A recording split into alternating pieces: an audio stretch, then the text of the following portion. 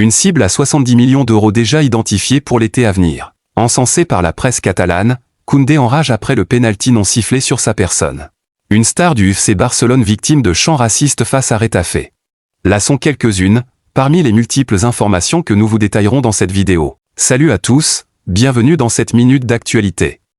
Le FC Barcelone aurait déjà identifié son gros coup de l'été. Il pourrait lui coûter 70 millions d'euros. L'été prochain, le FC Barcelone pourrait bien se faire plaisir alors qu'il devrait être revenu à la règle du 1-1 du fair play financier imposé par la Liga. Ce n'est un secret pour personne, le club culé est à la recherche d'un ailier afin d'apporter de la concurrence dans le secteur offensif. S'il pourrait recruter Marcus Rashford d'ici la fin du mercato hivernal, même s'il faudra pour cela battre la concurrence du Borussia Dortmund, un gros montant pourrait être déboursé cet été pour trouver la perle rare. Et à en croire les informations d'Antena 2, Deco ne lâcherait pas Luis Diaz. En effet, les dirigeants Blaugrana auraient déjà prévenu leurs homologues anglais qu'ils proposeront un montant de 70 millions d'euros pour déloger l'international colombien, qui arrive en fin de contrat en 2027.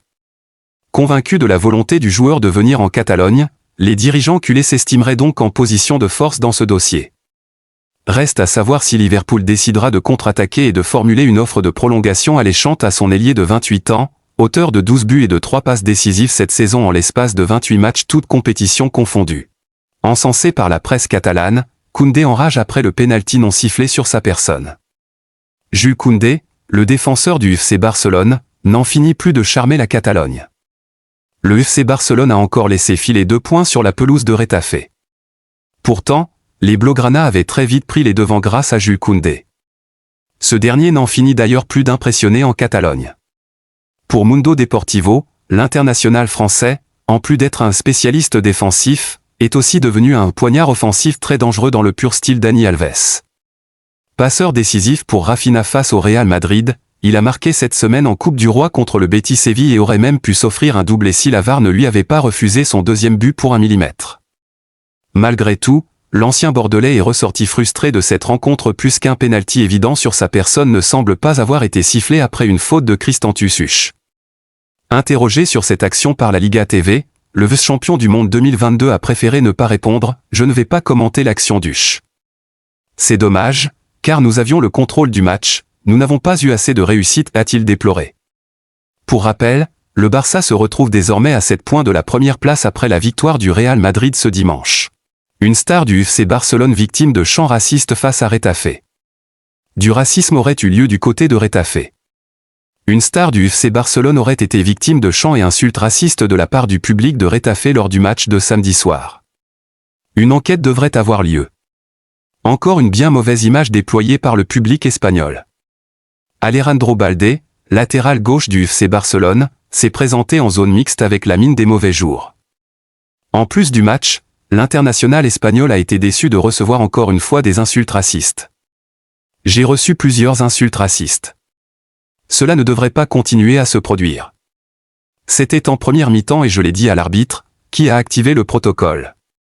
Je ne sais pas exactement comment se déroule ce protocole et je dois essayer d'oublier ce qui s'est passé », a lancé Balde au micro de Movistar. Le protocole non appliqué par l'arbitre finalement, le protocole en question n'a pas été mis en place par l'arbitre. Normalement, il lui permet d'interrompre le jeu pour évacuer la personne ayant lancé les chants racistes à l'encontre du joueur. Malheureusement, Balde n'a pas pu exprimer concrètement d'où venaient les nombreuses insultes qu'il a reçues. Ainsi, l'officiel de la rencontre n'a pas pu faire mieux que relater dans son rapport les dires de la star du Barça. Des sanctions pourraient être entreprises à l'encontre des fautifs s'ils sont identifiés. Les provocations humiliantes de Gavi aux joueurs de Retafe. Le FC Barcelone a concédé le match nul 1-1 sur la pelouse de Retafe dans un match tendu où Gavi a provoqué de façon humiliante ses adversaires. Le match nul entre le FC Barcelone et Retafe samedi soir n'a aucune saveur de surprise. Les Barcelonais se cassent les dents chaque saison sur la pelouse du Coliseum Stadium. La dernière victoire catalane remonte à 2019. Mais cette énième confrontation entre les deux équipes a tourné au vinaigre pour les hommes d'Hansi Flick qui avaient ouvert le score dès la 10e minute avec Jules Koundé. Des fautes à répétition et une tactique ultra-défensive animée par Bordala sur le banc, toutes les raisons de faire perdre patience aux Blaugrana à l'image de Gavi. Connu pour son sang chaud, le milieu de terrain espagnol n'a pas délivré une prestation à la hauteur de ses derniers matchs et ses adversaires en ont profité avec des coups discrets.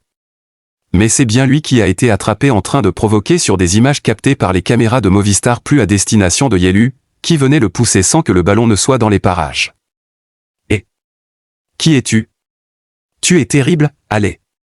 Réveille-toi. Tu es terrible. Des provocations rapportées également par Juan Iglesias au micro de la COP qui explique que le joueur du Barça lui a souhaité la relégation en deuxième division. Coup dur pour le FC Barcelone. Difficilement inscrit dans le fichier de la Liga cet hiver, Dani Olmo ne sera pas à Lisbonne. Pour cause, le milieu de terrain barcelonais souffre d'une blessure. Lors du match contre Retafe, Dani Olmo, milieu de terrain du FC Barcelone, s'est blessé et sera indisponible pour la prochaine rencontre contre Benfica en Ligue des Champions. Lors de la dernière sortie du FC Barcelone en Liga, Hans Flick et ses hommes ont été tenus en échec sur le terrain de Retafe.